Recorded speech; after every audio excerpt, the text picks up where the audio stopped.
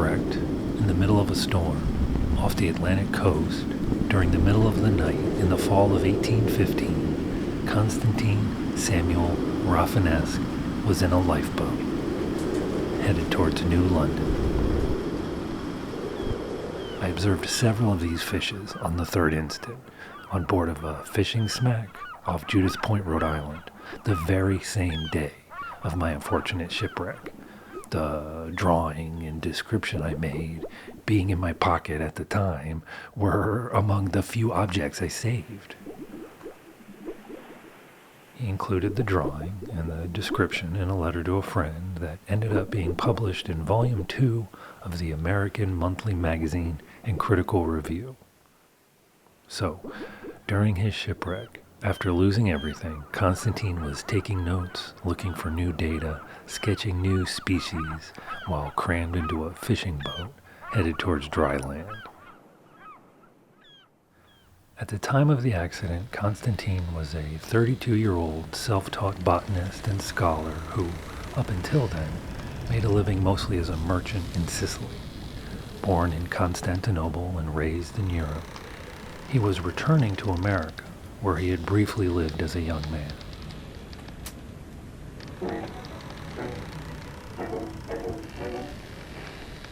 Constantine brought from Sicily 50 crates worth of scientific specimens, rare books, manuscripts, shells, copper plates, and merchandise. All of it gone in one night. And he left New London with nothing. And he never again left America, traveling its full breadth on foot, notebook in hand.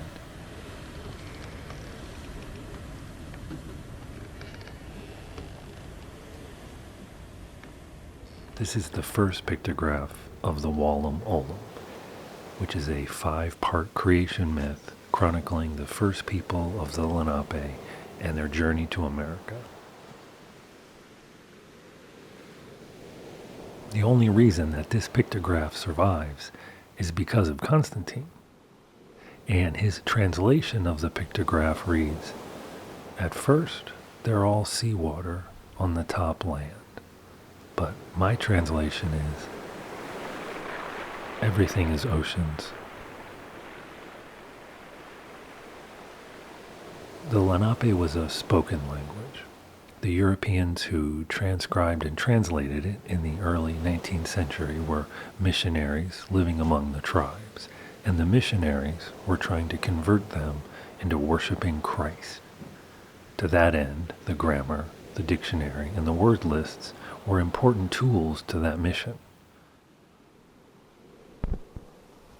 These are the original notebooks where Constantine combines the pictographs and the verses. And according to his notes, the pictographs were acquired from Dr. Ward in 1822 as a bundle of bark tablets.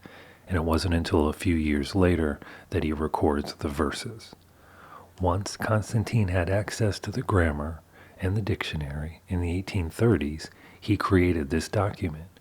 And it was not published in his lifetime. So this is the only surviving record of the pictographic myth, and it is now part of the University of Pennsylvania's linguistics collection.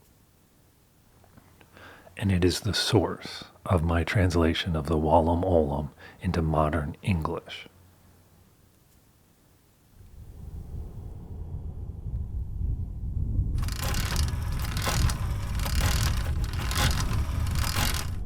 This is the second pictograph of the Wallam Olam. In Constantine's translation, he calls the God creator a he, but I don't want to impose gender. I don't know that the Lenape people impose gender that way. So my translation is, through the mists of time, the Great Spirit was there as if always.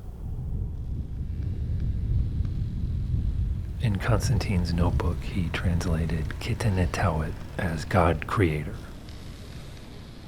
But in a later dictionary with an updated spelling, the concept is defined as Great Creator, comma, God, and then in parentheses, the Great Spirit. So My translation places no gender at the source of that word and no male architect that the word creator implies to biblical minds. Spirit implies there before all of this, more than it implies a secret plan by a sentient being. But since the pictograph has a face, it means there was a someone, somehow, somewhere.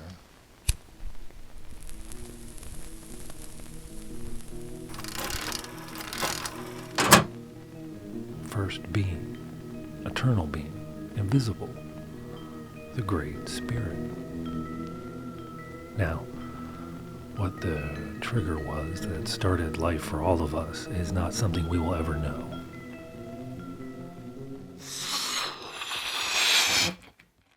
We are really blind to this part of the story.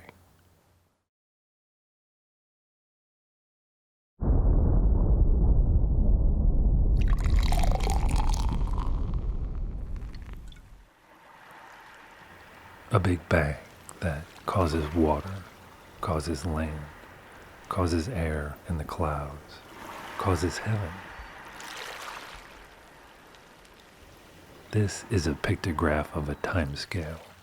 Of course, the Big Bang was not a concept shared by the Lenape people, but it is a pictograph of a first moment frozen. And a month of nights, and the sun, and the stars.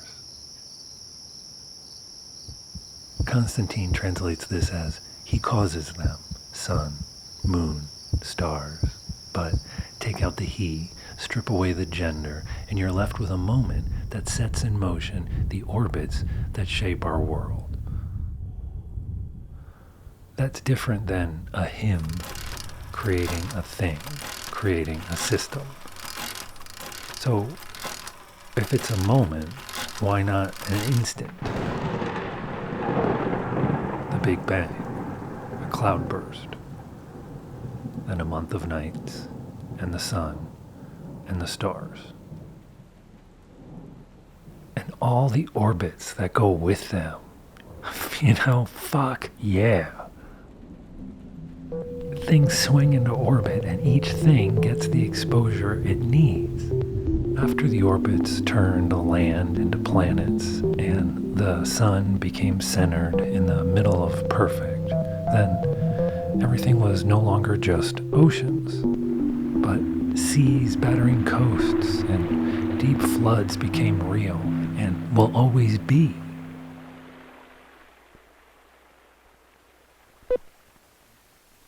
Then a bright island. That drive to throw ourselves upon the land is not hard to understand and is woven into our evolution, into our cell divisions.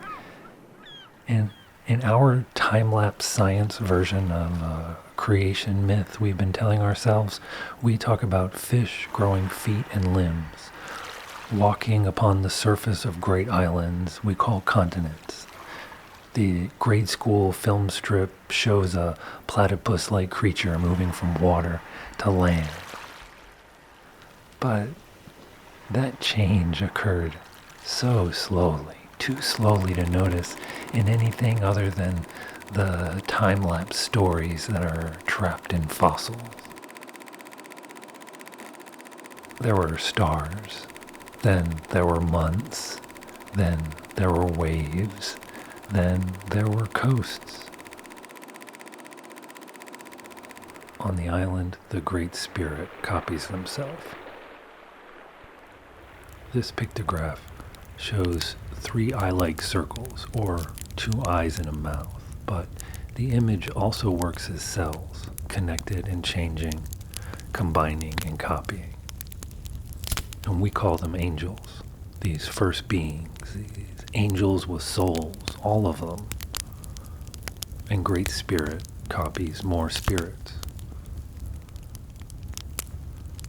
When grandfathers and grandmothers survive long enough to teach what they knew and care for the babies while parents search for food, then the group flourished.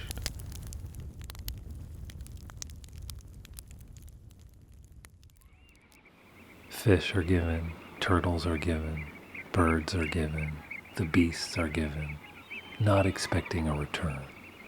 Decades after Constantine's death, Charles Darwin mentions him in Origin of Species.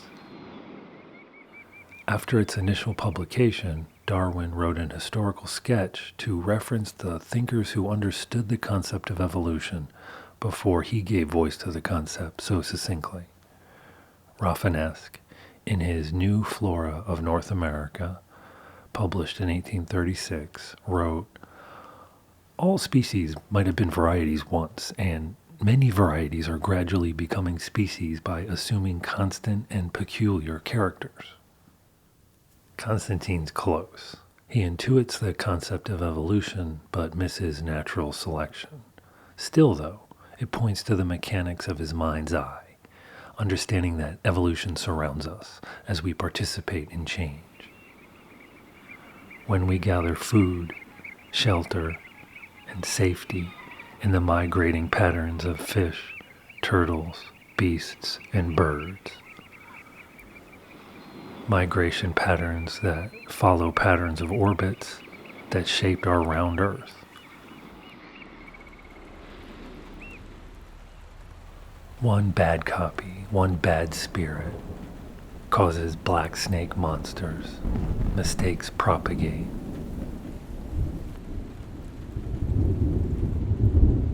Not poor, but devil awakens in somebody in the bitter hickory of a cold night. A flash of bad.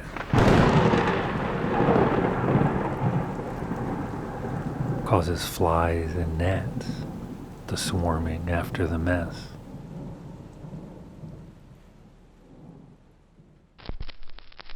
But friends were everywhere. Great spirit made good spirits. After bad copies, then an equilibrium is reached. Our first ancestors lived like that among the fairies, and distributed care allowed bands of family to function as units of flourishing, creating clusters of Eden.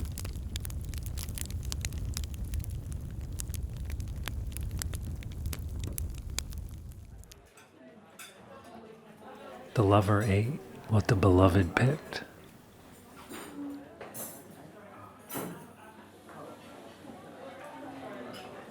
All you can eat, open all night. Constantine translates the pictograph as all willingly pleased, all easy. But to me, the pictograph looks so much like a neon sign outline of a coffee cup hovering above a saucer. Inside the diner, a couple sits in a booth, wrapped together in an all-night conversation. All-you-can-drink coffee overflows the cups, the cold bottom leftover layer warmed by the hot, fresh, and bitter pour from another full carafe in the server's hand. A place where visitors can turn into friends.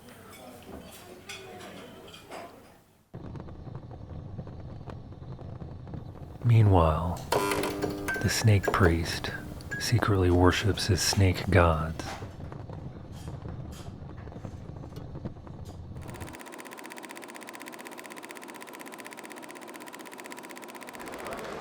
Then they're here. Wickedness, crime, unhappiness, bad weather, sickness, and death. Now, this was all long ago, beyond the deep oceans, at the first land.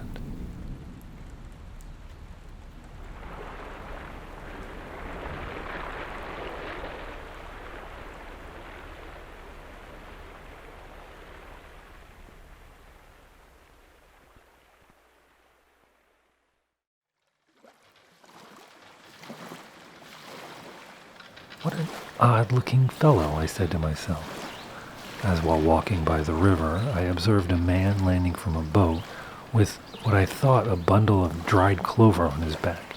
How the boatmen stare at him. Sure, he must be an original.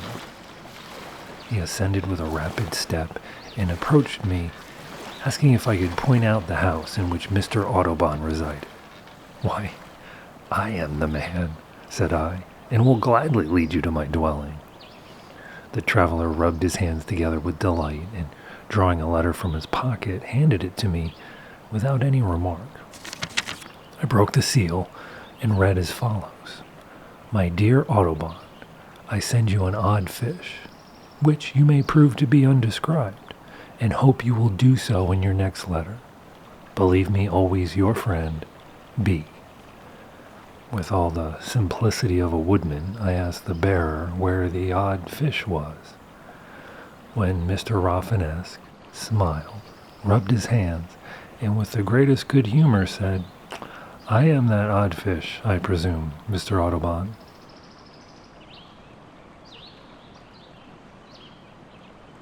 And that is how John James Audubon starts the story of his visit from Constantine Samuel Rafinesque. At the time of the visit, Mr. Audubon had not yet published his Birds of America and was living in Kentucky. In Audubon's ornithological biography, where these stories are pulled from, he changes Constantine's name to Monsieur de T, but I have corrected that for our purposes. A long, loose coat of yellow nankeen, much the worse of the many rubs it had gotten in its time, and stained all over with the juice of plants, hung loosely about him like a sack. A waistcoat of the same, with enormous pockets, and buttoned up to the chin, reached below, over a pair of tight pantaloons, the lower parts of which were buttoned down to the ankles. His beard was as long as I've known my own to be during some of my peregrinations, and his lank black hair hung loosely over his shoulders. His forehead was so broad and prominent that any tyro in phrenology would instantly have pronounced it the residence of a mind of strong powers. The reason for Constantine's visit really was he wanted to see Audubon's drawings. Audubon showed his portfolio, and Constantine spied a drawing that in the background showed a plant that he was sure did not exist in nature. Audubon assured him it was common in the area, and Audubon agreed to show him tomorrow. "And why tomorrow? Let us go now." And so they did.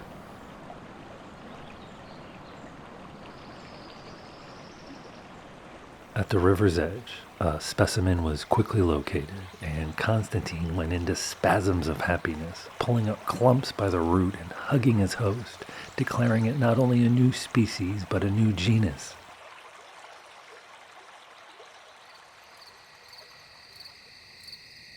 That night, while everyone slept, noise from Constantine's room awoke Audubon. He slowly opened the door, revealing Constantine, naked and flushed, smashing one of Audubon's violins against the wall in a failed attempt to smash a bat that was following the swarming insects attracted through the open window to his lone burning candle. Constantine was exhausting himself, bouncing around the room, trying to kill the bat. He wanted to examine the mammal, convinced it was a new species.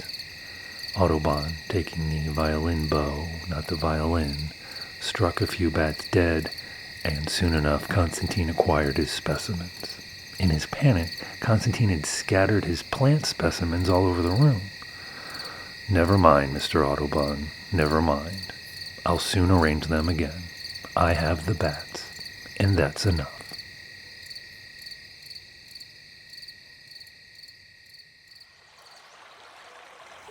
Some of the drawings that Audubon shared with Constantine were ridiculous fakes. Now, whether a cruel prank or meant only in jest, I have not determined.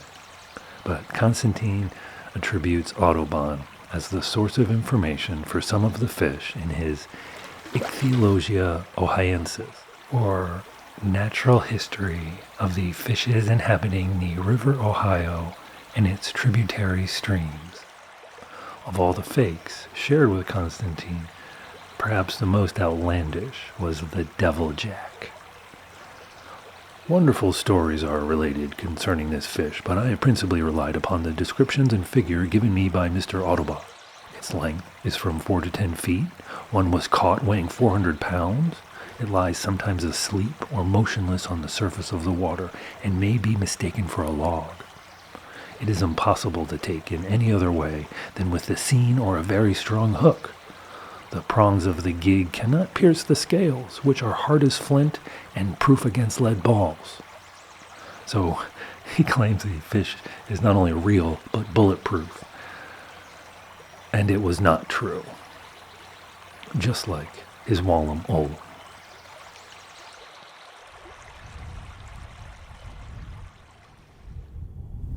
In 1994, David M. Oestreicher published a detailed analysis of the pictographs and the lyrics, proving it was a hoax created by Constantine. But it took 150 years for scholars to follow the simple clues. Although the pictographs were never published by Constantine, he did self-publish an English version of the lyrics in the American Nations, where he listed himself as Professor C.S. Rafinesque. In the 1820s, he was a botany professor at Transylvania University in Kentucky, but when he published the American Nations, he hadn't been a professor in almost a decade, although he would say he never resigned his post. His claims of receiving a bundle of pictographs are unfounded, and the details of receiving the verses are even less credible. He told those stories to create a provenance that predated his access to the word lists and the grammar that he used to quote-unquote translate the Lenape verses into English. In the late 1820s, he was fired from Transylvania University and settled again in Philadelphia. And that's where he gained access to the American Philosophical Society's library, which contained the books that became the building blocks of the Wallum Olum.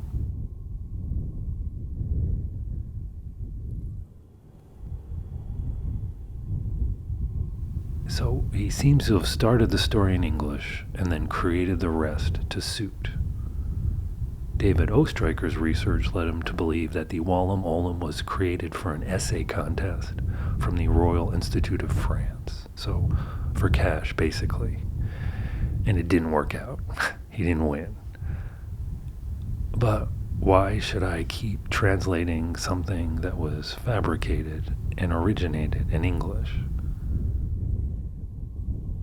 Well, those verses reveal their sources. And those sources reveal a deeper story than Constantine intended. And that's the story I'm attempting to translate and unearth.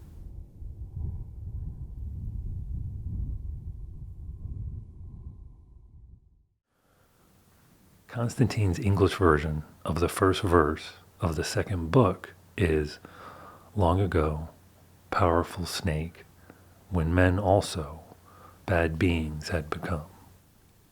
Constantine defined esapek as had become. But that is a fabricated word. The Delaware, like other Algonquin languages, are polysynthetic, meaning that subject, verb, and object form compound units. Constantine was using word stems like beads to string together his own meaning, but where he broke apart the words, left traces.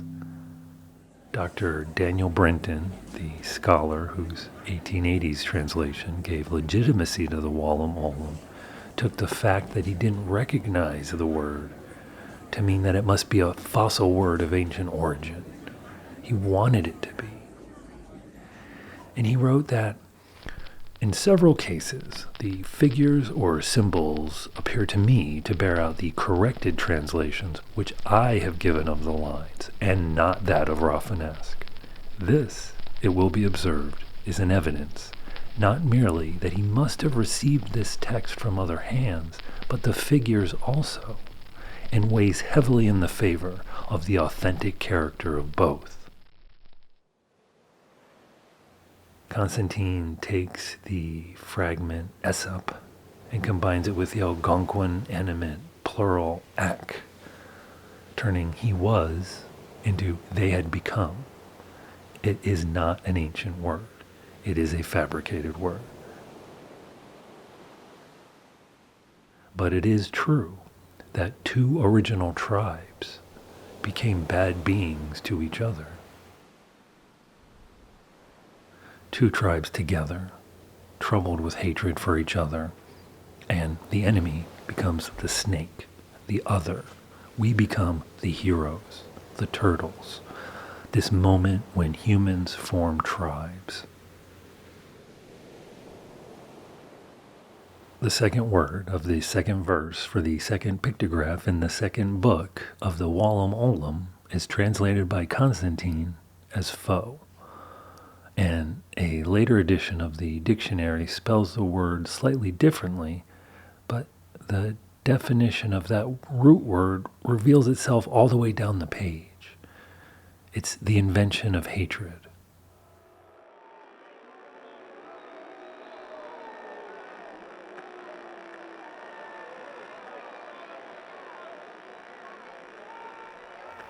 Both sides fighting, spoiling peace. Constantine doesn't appear to have made many attempts at consulting a native speaker. For the third pictograph verse, he misuses the word for spoiling. You can spoil a game of cards with cheating, but the way he uses it, it's not the word for spoiling the blood of your enemy in front of their family.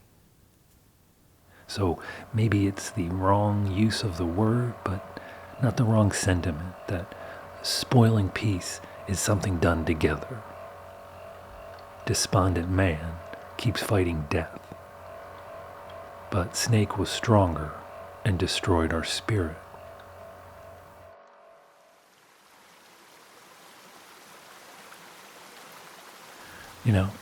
No myth is true until it happens to you. That pattern recognition feeling. The flood happens and we aren't ready. Snake-like rivulets of the first rushing waters across the dry earth. And it's just the beginning. Water rushing to the hills and soaking and spoiling everything. What was a mountain is now an island.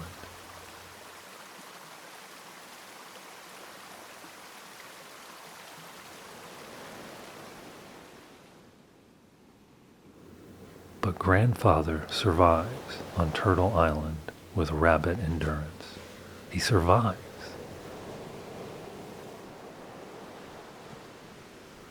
He grows, seeking, creeping, born again after the flood.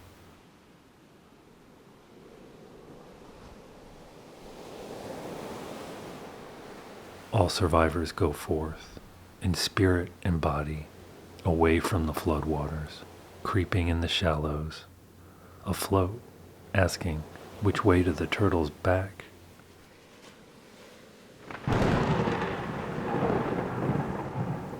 Sea monsters, there are many. They ate some. But Spirit Daughter helped the rest into a canoe. Come, come, she said, and all were helped.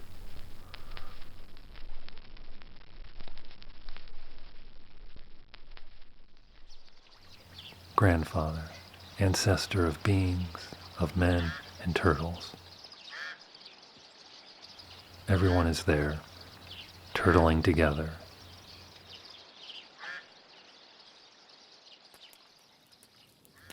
But grandfather became frightened and prayed. Then, water running off, the plains drying off, the mountains and the caves drying off. But meanwhile, the snake spirit went elsewhere.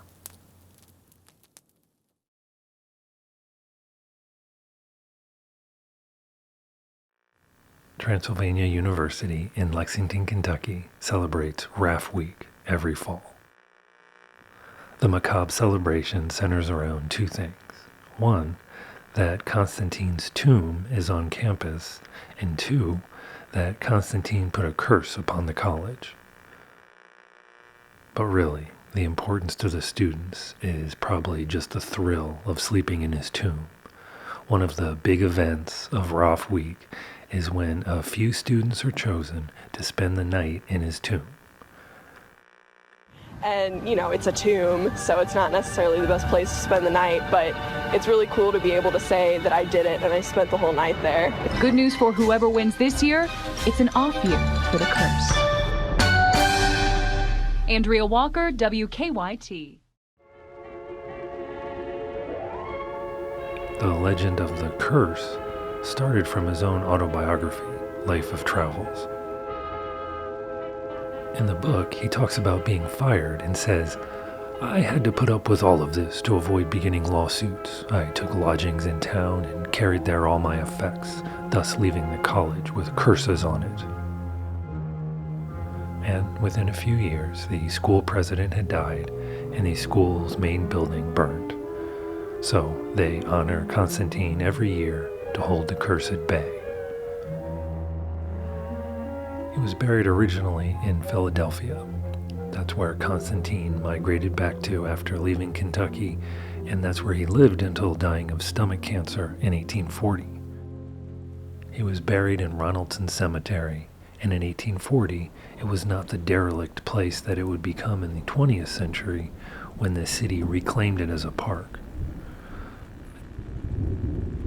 A small wooden marker once indicated the location of Constantine's grave, but the marker rotted away and the exact location was unknown for over 70 years. There's a legend that Constantine's friends lowered his corpse out of his window to avoid the landlord's attempts to sell the corpse for dissection and recover some overdue rent. Constantine died in a state of obscurity and poverty, but not one of penury. His corpse wasn't spirited away for burial. And we know this because of his autopsy report, which was published contemporaneously, but unknown to most scholars until recently. He was not penniless when he passed away, but his prize collections had no trusted friend to act as executor, so his final wishes were disregarded and his collections scattered or thrown away. And part of that cash was his material related to Native American languages and his documentation of Native American earthwork mounds and monuments. Constantine judged time against a biblical scale, not the archaeological time scale we calculate today with carbon dating, but his pattern recognition skills enabled him to record many previously unknown mounds, built hundreds, perhaps thousands of years before the first Europeans crossed the land. So he was right about where, just not when. E.G. Squire, one of the scholars who was able to get access to the notebooks after Constantine's death, published his own translation of the Wallam Olam, and he also co-authored the book Ancient Monuments of the Mississippi Valley.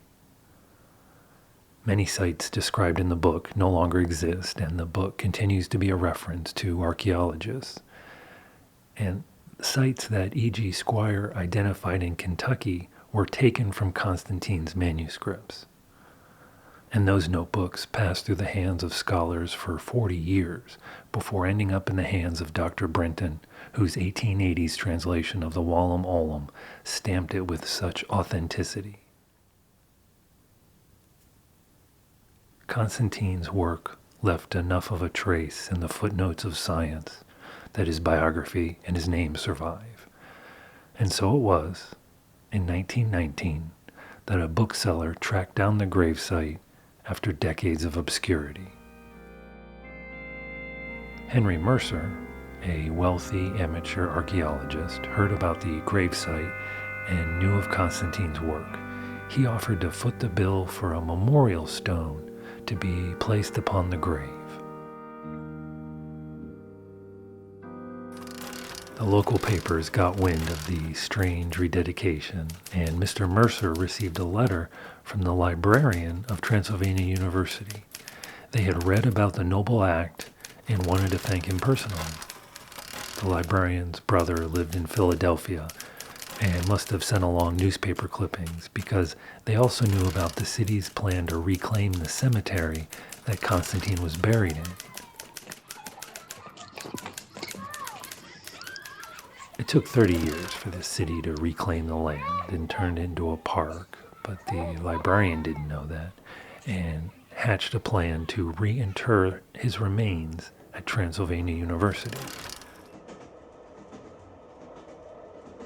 The librarian's brother agreed to help, and in 1924 he handled the actual task of digging up the bones and delivering them to the dean of college, who agreed to travel to Philadelphia and escort the remains to Kentucky. The whole thing was cleared with the mayor's office and the Board of Health, but when they got on site, they were told it was private land and the city held no sway there. They'd have to talk to Mr. Taylor, and Mr. Taylor told them they needed to talk to the secretary of the cemetery, but he was too feeble to make the trip, so the secretary's daughter advised them to contact the heirs of the cemetery's founder, which they did, visiting 2 women in New Jersey who advised them to get the approval of Mr. Mercer, who laid the memorial stone that started this whole thing. Mr. Mercer quickly gave his consent and filled them in on some additional gossip. With the permissions in hand, they went back to Mr. Taylor, who now said he had no problem per se with the mission. It's just that there was a ground rent due on every grave, which relatives and friends of the deceased had been remiss to keep current. And licking his pencil stub, he quickly calculated for a burial dating from 1840, the sum of $84 was due. The way the brother tells it, he understood that the demand would have to be met. We agreed to pay the charge in order that there be no further delay, but of course would pay only 1/9 of the assessment, as there are 8 other bodies buried in this one grave. The librarian's brother's accurate guess of stacked graves must have surprised Mr. Taylor, who decided to drop the whole thing, adding that he was glad the remains of this great man would be taken from this pauper's grave and receive its proper respects in Lexington. The son of the excavator was a witness, and his is the most detailed published account. He tells of the crew digging 6 feet before uncovering the first body, removing it, and then continuing on to Constantine. The floor of the coffin was so embedded in the earth that they took the bones through the top of the caved casket. I am not sure that I can tell you exactly how many and which of Ravenel's bones were found, as I did not notice particularly. Anyhow, there was the skull, 2 long bones, which were evidently the upper arms, the ribs, 1 kneecap. I remember this especially as the men spoke of it. Part of the hip bone, and many smaller bones and pieces of bones. I am sorry that this is not more accurate, but I hope it will answer. That first coffin they encountered was Julia Stein, who died of pneumonia in 1848. The body buried beneath her was not Constantine, but the remains of Mary Passamore, who died of consumption in 1847. Their information wasn't accurate. Constantine was buried underneath Mary Passamore, his being the 3rd body in the crowded grave. The excavator's son saw Mary's bones, and he gave a description of an intact skull. And that's important because the methods described in Constantine's autopsy would have necessitated removing the top of his skull. The skull of Constantine would not have been intact.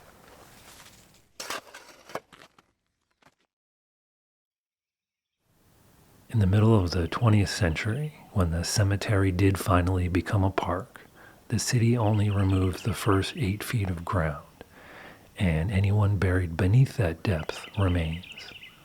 Constantine was buried low enough to miss that cutoff, and he is probably still buried in that park, in an unmarked grave. So, the tomb at Transylvania University contains the remains of someone, just not the one they think.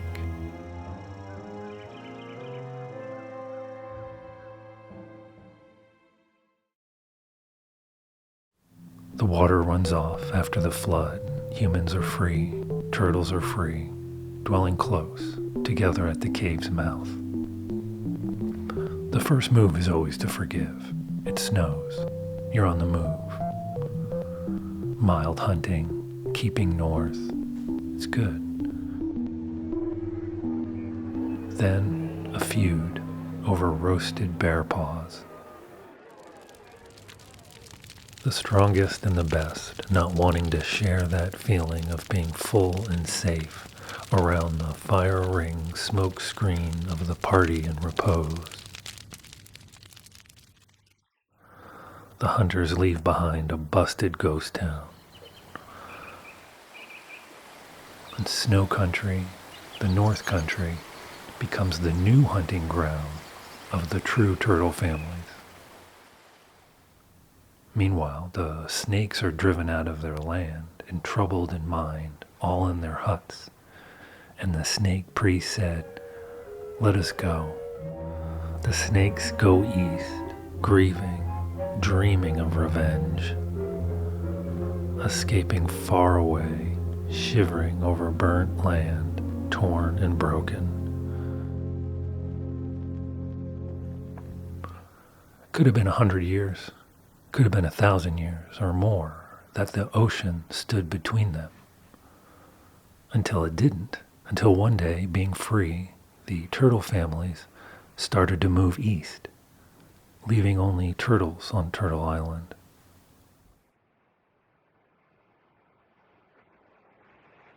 The open-mouthed fish on the gaping sea. Families tarry too long. The family boats navigating waters east.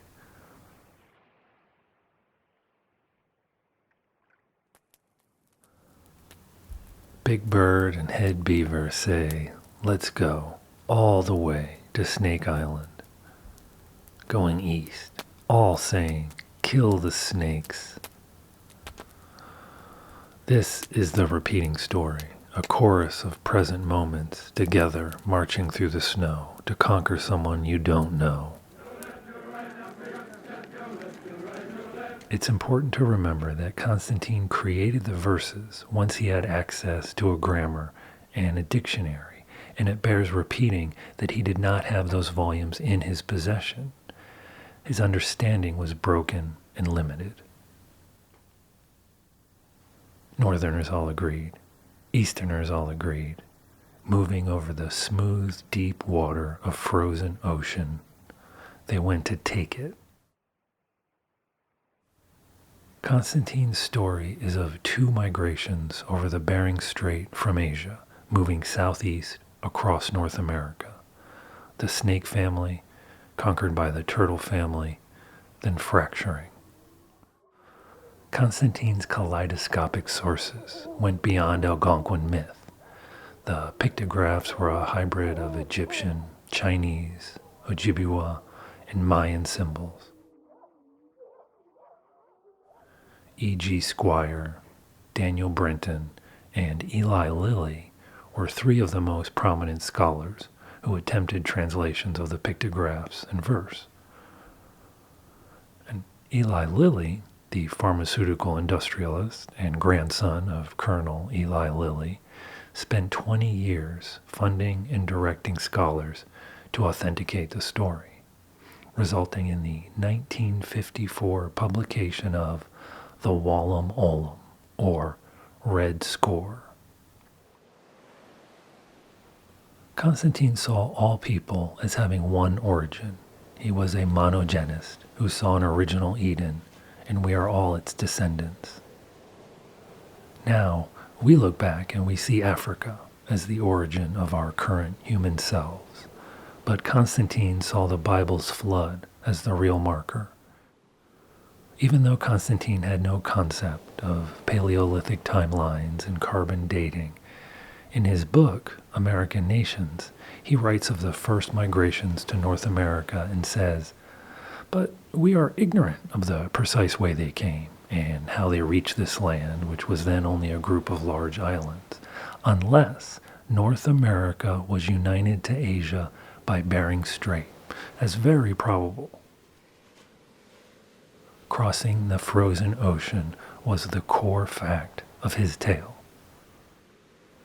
Wonderful, smooth, deep water all went on hard, stony sea of great ocean at Gap Snake Sea. Constantine uses and translates the word for ocean correctly here. For his tale to work, they need to cross an ocean between two continents. E.G. Squire, the first published translator of the Wallam Ollum, had trouble with the word ocean because as a polygenist he believed humans had many origins and therefore needed the migration to happen within North America. Mr. Squire was so convinced that migration over the strait was impossible that even mentioning it would cause people to think the whole story was a fake, saying that it throws suspicion upon the entire record. It is not impossible, indeed, that the original tradition may have been slightly modified here by the dissemination of European notions among the Indians. As if the Europeans invented the idea of crossing an ocean. Squire's translation reads, "Wonderful. They all went over the water of the hard stony sea to the open snake waters." Brinton also drops the word ocean from his translation. "On the wonderful slippery water, on the stone-hard water all went, on the great tidal sea, the muscle-bearing sea." In Eli Lilly's tome, even the word sea is removed. Things turned out well for all those who had stayed at the shore of water frozen hard as rock, and for all those at the great hollow well. That translation was made not by 19th century polygenists, but by a modern team of scholars who believed the Bering Strait migration possible. So their scrubbing of the word sea was just made easier by the previous generation's attempts to scrub out the concept of ocean because it went against their beliefs.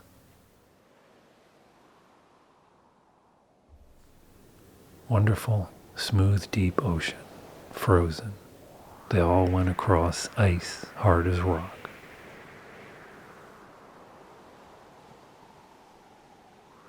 "10,000 together in a single night, all go east to Snake Island, in the middle of the night, together, every man, woman, and child."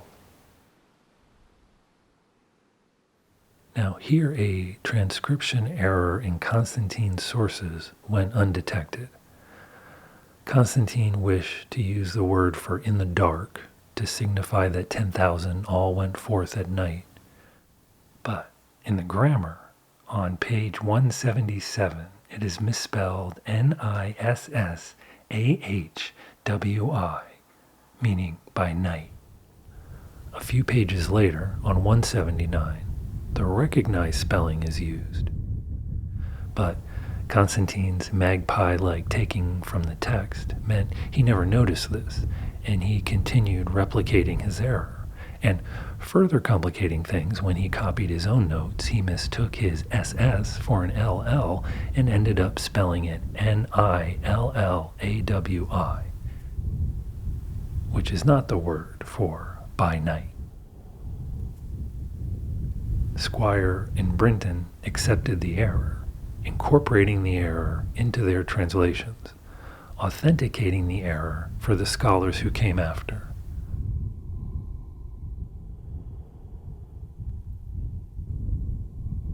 But the Eli Lilly team had trouble with it and simply replaced it with a similar sounding Nalahi, meaning upstream. So their translation becomes 10,000 men went upstream, went right on upstream during a single day, upstream to the eastern lands of Snake Island. Every man kept going along. So the reference to ocean and the reference to night have been removed, bleaching out Constantine's original story. They of the north, of the east, of the south, they of the eagle, of the beaver, of the wolf, with the best hunters, the priests, and the rich families with their dogs, all moving. They tarry at the forest, doubting the passage, missing Turtle Island. A forest grows over the evidence we ever existed.